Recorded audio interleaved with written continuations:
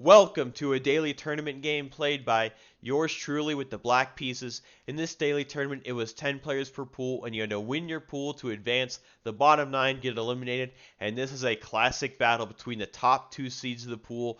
My opponent with the white pieces was actually the 1 seed. I was the 2 seed, and the round's not over, but I am leading right now. But a few people need to finish games, but I think I'm in a good position to actually win the pool in advance.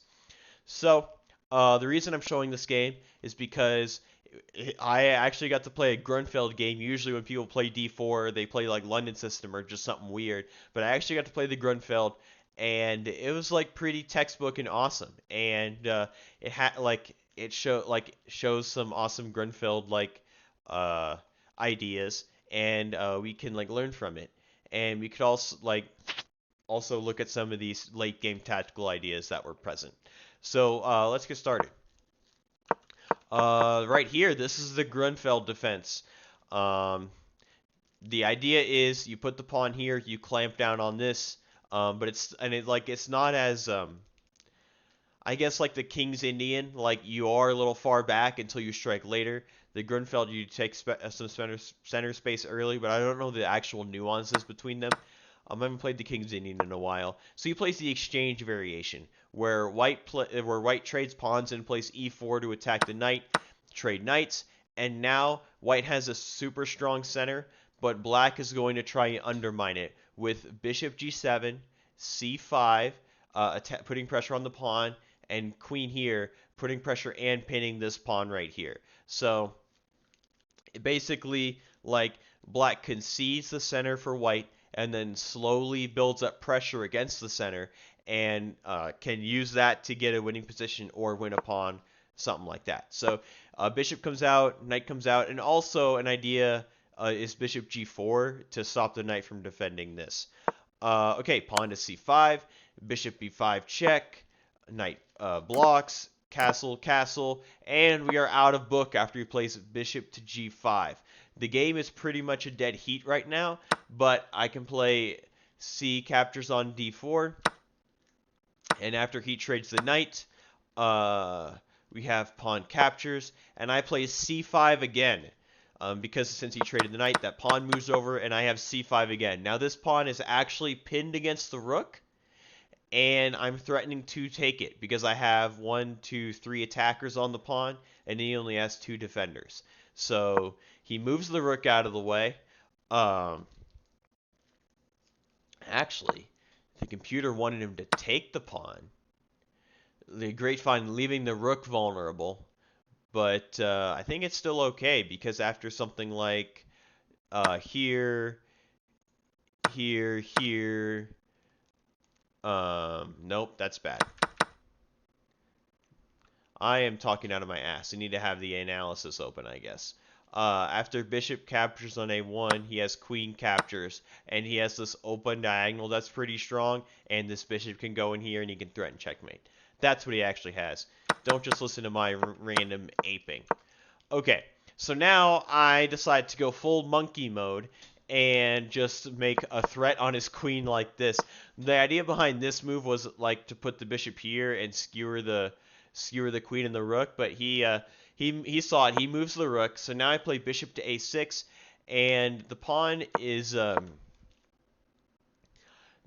not adequately defended right now, but as long as like with this bishop move, like if he were to take here, he loses the queen. If he were to take here, then the bishop's right there. So he has to move the queen out of the way. And that allows me to play pawn to d3 and an accuracy, but I'm again just attacking his queen. And what I was trying to do with this is now my bishop protects it. Oh, that's not a good arrow. My bishop protects it. His knight's no longer defending. So that's why I did that. Queen to b3 allows me to play rook to b8, attacking the queen, queen to a4. And here I make a silly move. Bishop to b2. I should have played rook to b4 and attacked his queen this way. But I played bishop to b2, and the idea is to just try to trap his queen on the edge of the board. So my bishop takes away these squares, the pawn takes away this square, the rook takes away these squares, the bishop also takes away these squares, this bishop takes away this square, so trying to basically just trap his queen. Um, and he plays rook to b1, lining up with the bishop, but this allows rook to b4. My rook is protected by the pawn. The pawn is protected by the queen. This pawn's protected by the queen. My queen is a bit overloaded. His queen's under attack. The bishop is protected by the rook. So my position is like kind of holding on by a thread, but it's still kind of stable. He plays bishop captures on e7, deflecting my queen away from the defense of this pawn because it is overloaded. But he didn't have to do that. The computer actually likes taking the rook, and after it takes back, he takes the bishop. This pawn is super weak. He's probably going to win that back. So it's a 9-for-9 material trade once he wins that back. But he decides to keep the queen and go for this and take this pawn. So basically he traded the bishop for 2 pawns. But now that allows me opportunity to start like building attacks on his pieces. I play bishop to c4, moving the bishop out of the way of his queen. Knight attacks bishop, and I play bishop to c3.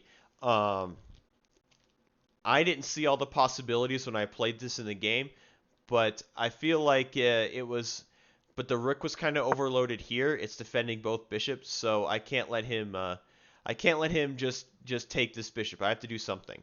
So I play bishop to c3. Now this bishop is untakeable because if he plays knight captures on c4, takes the bishop, I have rook captures on b1. This opens up a discovery attack on the queen, and it threatens to win this rook, and that's checkmate. So he basically has to do that. And at this point, I basically trade.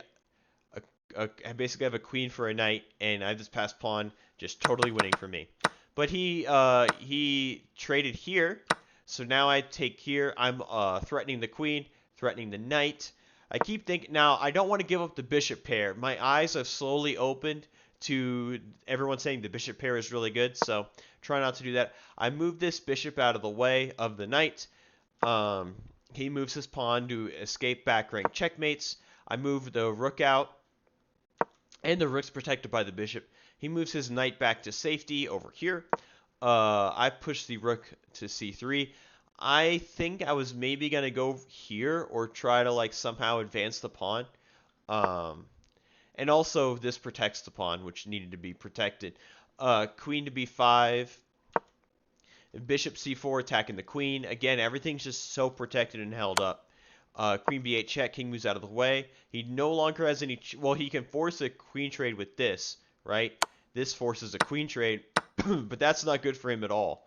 I mean, I at this point have an extra bishop. This pawn will fall, and he will take this pawn, but I think it's still fine. In fact, I can actually play d2 right now. And if he takes it, I have rook to c1 check, king h2, and then we take the rook. So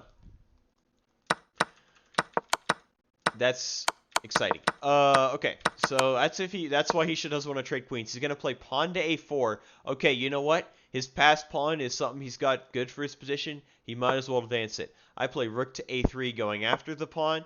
Knight comes into e5, attacking the bishop, and I play bishop here, so danger levels, right?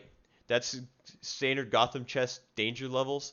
Although he does have the computer again is wants him to trade right here because this is going to win the exchange. If I play something like this, let's say, to defend the rook, right here, I mean I'm still majorly winning, but you know, that's probably the best he could do after that. But he's going to move here and attack the bishop this way. Bishop to b3, attacking the rook and the pawn. Knight attacks queen. Queen just takes this pawn for free because he's no longer defending it, and he's no longer making danger levels threat. Because that pawn was hanging for like 15 turns, but there were just so many other things going on that no one takes it. Knight to d8 is actually mate 9 for me. And I take the rook after he does that, and he resigns.